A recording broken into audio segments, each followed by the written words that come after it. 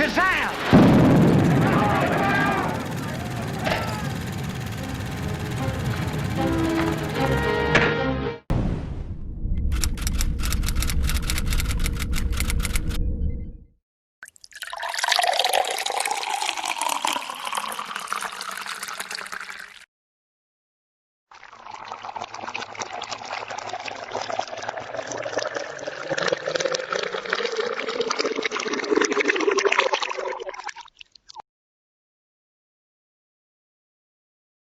What's up, guys? Welcome back to another episode of Under the Vela. Today we got...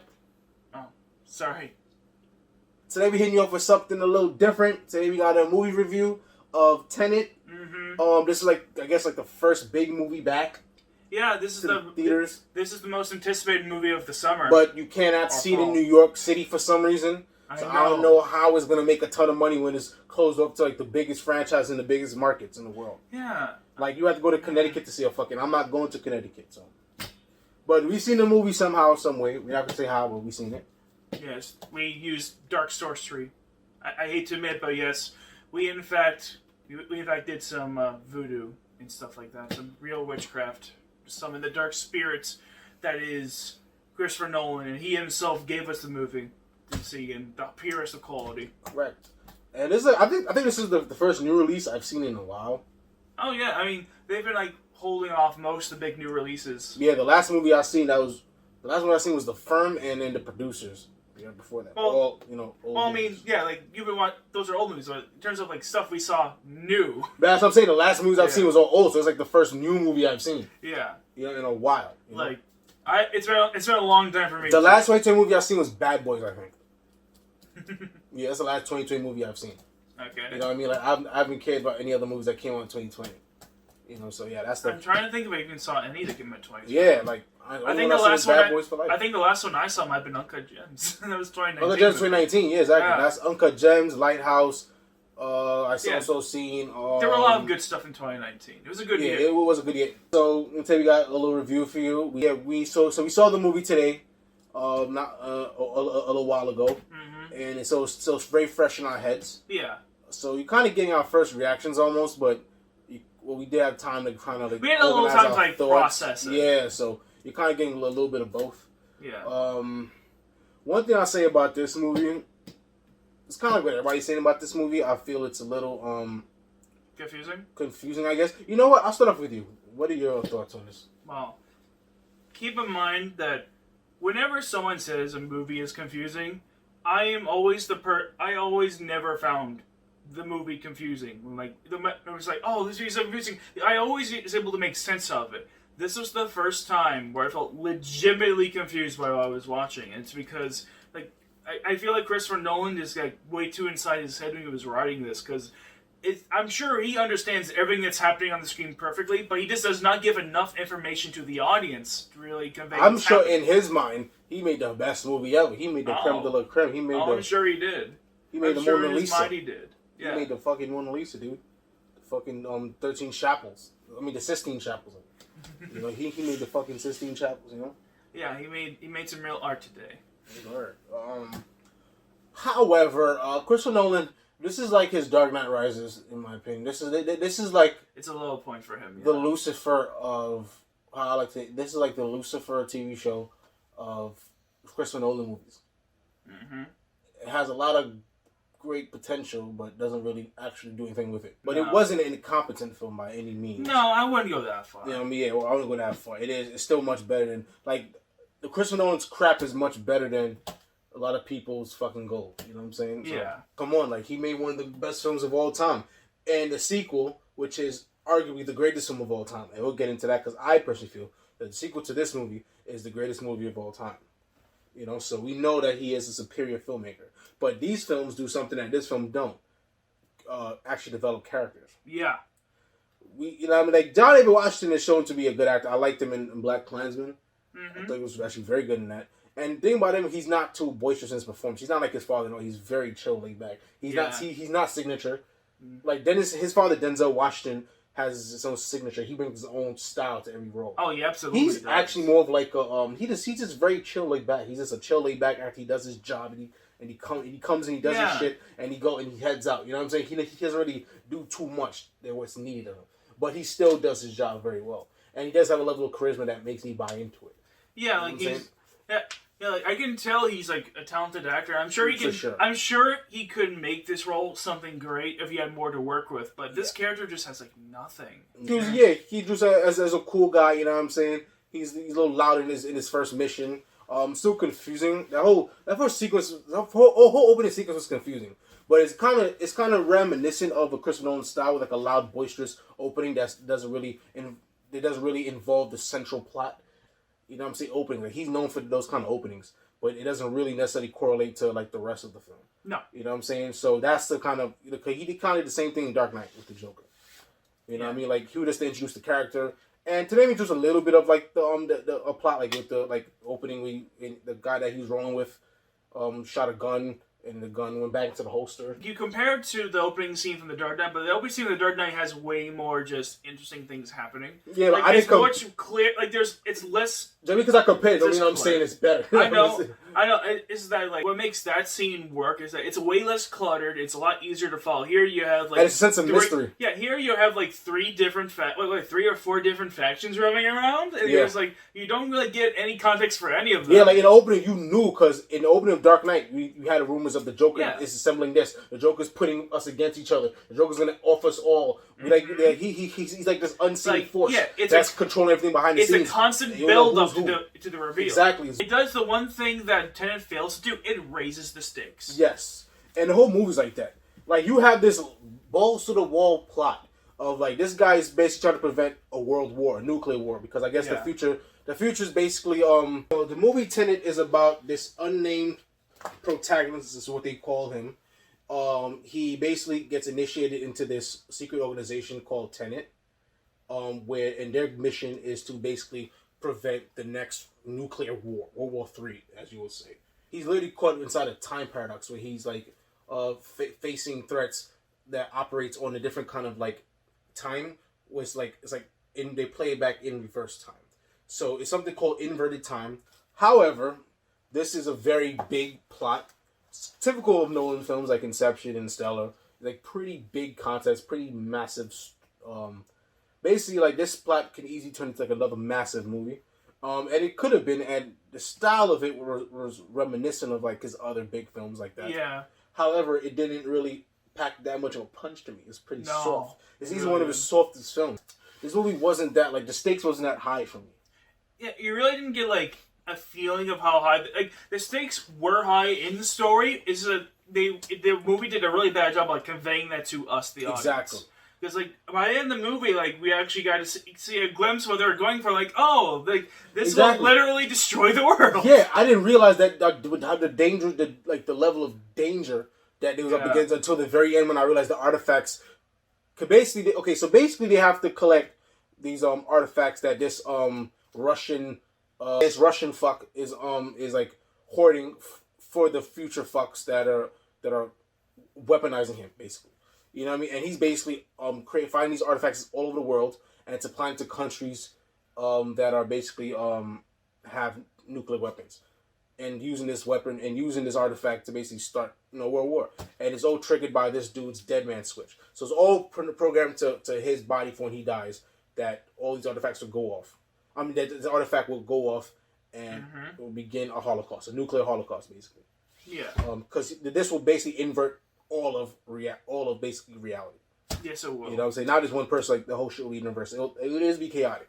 So that's basically this guy's problem, and they have to basically fix that. But we didn't get to that plot point for like the very end of Act 2. Yeah. You know what I'm saying? Nothing was really built up to it. At first, when we introduced when we was introduced to this guy named, and his name is Sator. Sator. His name is Sator, by the way. Sounds like the fucking truck from Cars. Yeah. This would be Badison. This guy came out of fucking nowhere. Like all of a sudden he sits next to this guy and he's like introducing himself that he's here to help and whatever. We found out more about him later on, but we don't find out about it to the very end, which is a nice twist, I guess.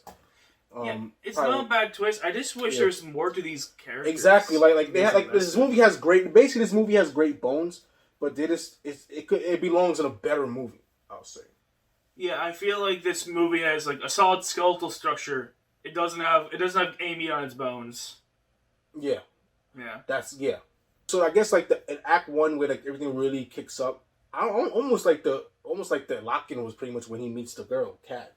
So so now we're going back to yeah, you're right. Because at that point, it was at that point where things really started like going in a specific direction. Exactly. Like it seemed very free from before that. So the lock-in moment happened pretty late. So he meets the main character, the protagonist meets Kat, who's this art dealer, and she's and she basically hates her husband. Yeah. He's kind of a shithead. Yeah, and he basically wants her help because he needs access to her husband, who's pretty much a weapons dealer. Yeah. Who has access to these like future tech and future knowledge, I guess. Mm-hmm. So they basically do like a whole mission in an airport hangar where the protagonist even fights some guy that's moving in an inverted. Yeah, like, it's time. weird because like he's moving forward, but his opponent's moving backwards. Yeah, which was that was cool. Also, look on the screen. That was visually interesting. Like, awe. Like it was like it had me in awe. You know what I mean? The visuals had me in awe. Like just to see like in like a full frame in a wide angle. You know what I mean? That was like IMAX. You know what I'm saying? Seeing them, one dude fight. You know what I mean? In the present, and one guy's fighting in reverse. Like that's just fucking cool. Yeah, you know like, what I'm saying? that was the first entertaining bit of this movie for me. Yeah, that was the most entertaining part, like, especially with the car chase where the car was in reverse. Yeah, you know what I mean. And then the cool thing is that it actually means something. You know what I mean? Like there's a little twist behind that. Yeah, we'll get to that later, but yeah, there is a twist. So this lady, he needs access to her husband. So they basically do this whole airport thing, this huge sequence, just to get dick. Yeah. You know what I'm saying? And it's to realize that the husband, you know what I mean, did some bullshit and he had it the whole time intact. Yeah. Whatever. He got the painting removed from the safe just the day before. It's the day before. Yeah, because he had the future vision. Yeah. Basically they meet. So the protagonist has to steal plutonium from him, and that results in him getting captured. And then the real plot reveals that this guy he's basically been armed by the future to assemble artifacts that can bring into one thing that can be used to invert the entire world. So basically, it turns into the plot thickens more where we realize that there are 9 artifacts spread across different countries, all powered with nuclear weapons, like China, France, Russia, Israel, and so forth. Yeah, any place that has like nuclear anything. Pretty much, you know, and they in a future tasked Seder with collecting them, with collecting them and combining it because all part of an algorithm, and this algorithm can be used to invert the entire world, make the whole world go universal. It'd be very catastrophic. It's a very dangerous weapon, which can possibly cause the World War III that we were talking about. So now we get to, finally at the end of the movie, we get to something that's kind of balls to the wall, something that's kind of intense, something that's kind of with high stakes. Yeah, but that's the problem. It's at the very end of the movie. Exactly, it's the very end of the movie, which is the problem. Yeah, there was like less than 30 minutes left by the time that happened. Exactly. You know, so it's kind of all packed in, you know what I mean, towards the end. It really is. Like, the entire... Like, I feel like the movie doesn't really get started until, like, halfway through. Yeah, it doesn't really get interesting. Like, the whole first half of the movie was boring. The whole first hour and a half was boring.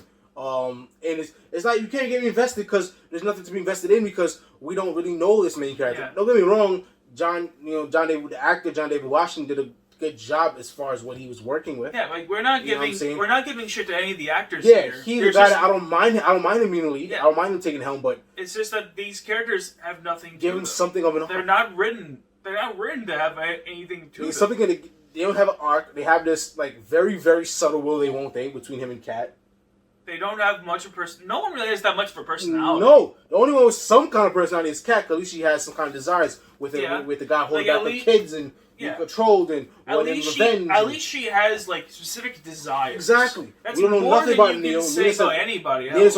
Neil's just a weird that comes out and knows some stuff. You know what I mean, and tags along.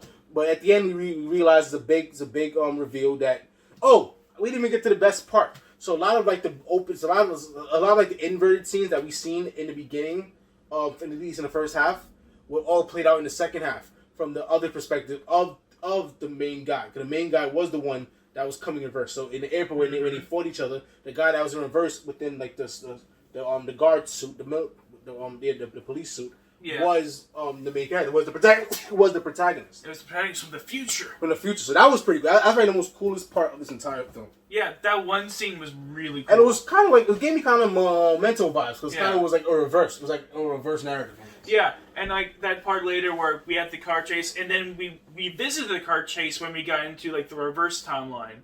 They revisited that because there was this one, as you noticed in the car chase, there was this one car that was just driving backwards, and now we see that was also the protagonist from the future. Yeah, but the whole film dealt with like arbitrary plots, in my opinion. It did. It focused way too much on the wrong areas. Yeah, you know what I'm saying? That's the problem. They didn't know where to give real estate. Yeah. They gave way too much real estate to the plot and not enough to the characters. Exactly. This is a major problem with Toma. This was a really overall to summarize this is like an overall plot driven movie. It's not character driven movies. Yeah. The greatest movies of all time, especially some of Nolan's best work, are all character centric. Mm-hmm. From Memento, even to The Prestige, to Batman and Dark Knight.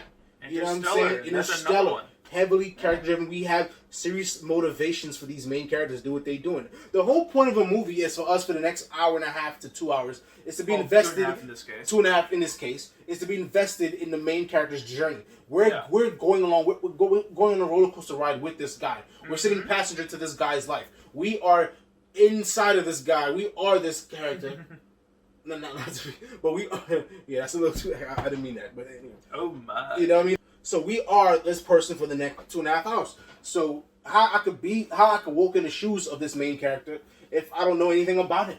You know what I mean? I get there's a allure to having a mysterious character, especially in a plot-driven movie. You know what I mean? Because I guess the plot is the big thing about this. But the thing is, like, I mean, I feel like for mysterious protagonists to work like that, you need to build up the mystery. Exactly. You know, like, the mystery like built up. Oh, you know that.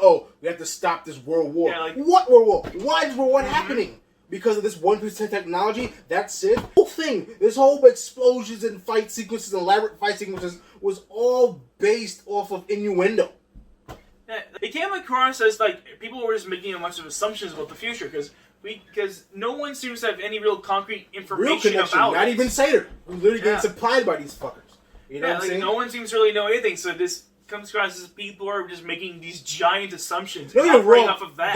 Given the human history, it's not a horrible assumption, but to go through all these extra hoops.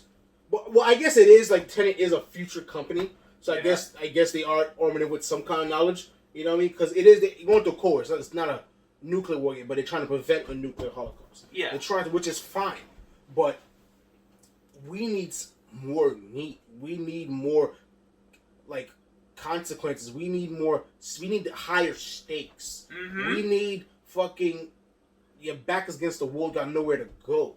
I'm sure for those of you who didn't see the movie, you're probably thinking, well, it's fucking nuclear holocaust. How much can you raise the stakes for that? But you have to understand, it's not about what the consequence is, it's about how it's presented. Because we keep getting told things over and over again, but we're not really shown things very much. Like, it's like no one forgot the first rule of visual storytelling. Show, don't tell. Exactly. And in certain aspects, Christopher Nolan doesn't show shows, but doesn't tell shit. You know what I'm saying? But yeah, tell something. I get it. Like he took show don't tell. He took show don't tell to a whole nother level. He just showed shit. You know what I'm saying? And not telling, which made the movie to me extremely confusing. Because he didn't give us no information about anything. Sure, it's like he didn't really show or tell it. And the more you think about it, yeah, I'm being nice. He just showed shit pretty much. We didn't know what we were showing. Like we didn't know what we were seeing. You know what I'm saying? We had to guess. We had no context for anything. No context whatsoever for any scenes. Yeah. This entire movie feels like you're watching one of those out of context videos or to take something out of context. Like it's like one of those out of context compilations for 2.5 hours. It's meant to be completely serious. And the ending was great. I thought it ended pretty well. It was pretty good. But it pretty almost cliche in a way too, because we've seen something like this happen. Like the protagonist was the guy from the future that's arming him. They kind of really went John Connor. It was a little predictable. And Kyle Reese. They kind of went John Connor, Kyle Reese with the ending. Like Neil's character was the Kyle Reese. Mm-hmm. Like he basically was working for the protagonist from the future, and he came back to the past. Yeah, like this whole thing was set up by the events of our protagonist from the future, which I never like stories like that. Like it's always just like, how can this even start if you needed the future version of you to kickstart it? You know, I'm like, how even? Like how it happened the first time, it wasn't. Yeah. I don't know. Exactly, like you know, what I mean? But It's out there for me. yeah, like this movie was a mess. It was a huge mess. I'm not gonna lie to you. It was. Narratively, it was a huge mess, and they didn't know what thematically. I don't know about thematically, but narratively, it didn't know what it was trying to. It probably has things or not really paying enough attention to. You know what I mean. Like, I'll give Nolan the benefit of the doubt there. Yeah, for sure. But narratively, it was a mess. You know what I'm saying? It didn't know what it wanted to achieve. Yeah. Narratively, you know what I mean? It didn't know. Like to me, like it just didn't. Maybe it did, but they didn't give the right stuff, the right amount of realistic. You know what I'm saying? We just played much attention to the plot, which was still choppy at best. Yeah, like the and plot very obscure as fuck. It wasn't like I would have loved the same plot just hyper focused. Exactly, and put some real stakes. Like what's in the future? Like maybe like the World War III is like really fucking like the shit is really in ruins, and they're sending and it's sending weapons back, causing temporal shifts. I feel like if we saw at least a little bit of what the future actually looked like, that would make things more real. They could have used a little bit of Seven in this movie, a little bit of finding clues and mystery, a little bit of detective crime solving. Yeah. You know what I'm saying? This would have been nice. That would have been a nice addition. That would have made for some nice sequences for this movie, because it was a very mysterious movie. You know, so we don't know why the future's really doing what it's doing. Everybody's just assuming. So, you know what I mean? They could have really used some really detective scenes. Yeah, you know exactly. Yeah, exactly. Some real clue finding. Like, I feel like the fact that they all assume so much is the biggest detriment to this movie, because when you make when you operate on assumptions, you completely kill intrigue. Good point. Exactly. And it wasn't intriguing. And this movie is something that was fishing for intrigue. You know what I'm saying? It's trying to be intriguing. This movie's made to be intriguing. You know? You don't make movies like this and not want it to be intriguing. Because the whole point is that the lore of the plot and the whole inverted time sequence. Like, come on. You know what I'm saying? The movie's made for intriguing, but it didn't really pull it off. Because the movie, like... Yeah, you know, to like, try to personify the kind of thing you were trying to say, like, it's kind of what we're trying to say with this movie in relation to intrigue is kind of like when you have an actor that's miscast. Like, it's like, you wanted to have this like big tough guy macho main character, but then you hire someone like Rick Moranis or Adam Driver as like your star. Like, there's these scrawny little dudes. Like, it's like a miscasting, and that's what this movie is. Like, it's trying to be this big intrigue thriller, but really it's just this bloated action movie with no focus. Alright, guys, now it's time for the rating section. We're going to give this movie our GPA. So I will give this movie a GPA of, I'll say, in terms of it's a regular action movie that like by Christopher Nolan, if we taking him out, I'll give it maybe a 70. But on a Christopher Nolan scale, I'll give it like a 50. You know what I'm saying? Yeah, it's easily one of his farthest superior films, for sure. It was a competently made film, from the cinematography to even the performances, but the performances didn't matter because we didn't really know any of these characters. We couldn't care about these characters because there was nothing really to care about. They just was propelled into this plot, and that was it. It had a decent ending, but I didn't care enough. And characters, what characters? I mean, there was no character. There was some decent acting, I guess it was competent acting. But nothing against the cast. I mean, it's a solid cast. I've seen them in other stuff, and they all look good. Yeah, it's not even that their performances are bad. I don't give a fuck about their performance because there's no characterization. What are you giving it? I give it a rotten steak out of 10. Wow. Yeah, because it's like, you get this nice juicy steak, like, oh, this looks beautiful when you eat it. And then you take it bite inside, and like, oh, wow, this been left after a couple days. Ugh. Oh, it's not right. Fantastic. So that concludes our review. Be on the lookout for more movie reviews. We have some other shitty films to watch and good films to watch. Yeah. We do both. Yeah. And for some of these movies, especially the older ones, our classics, we're going to actually be reacting to them and giving a review. Yeah. We can't do that for movies and theaters for obvious reasons. Obvious reasons. Fly, copyright. Yeah, so that concludes this portion. I hope you enjoyed it. We have more to come. Don't forget to like and subscribe if you enjoy this content. And hit that bell. Hit that notification bell. And let's get this thumbs up going. We'll see you in the next one, guys. Later. Peace out. Smells like wonton soup. Smells like wonton soup. My crotch smells like wonton soup.